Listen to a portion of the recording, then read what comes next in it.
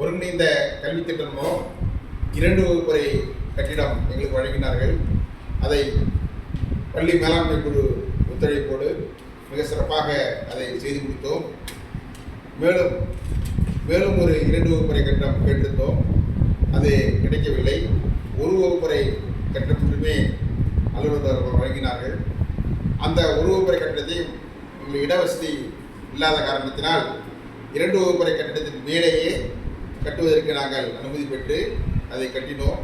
அது ஒரு வகுப்பறை மட்டும் இல்லாமல் அதை 2 வகுப்பறை கட்டிடமாக அதை நீட்டித்து அழகான படிக்கட்டுடன் அதை அமைத்தோம். இதற்கு கூடுதலாக எங்களுக்கு 5 லட்சம் ரூபாய் கூடுதலாக எங்களுக்கு செலவாகியது.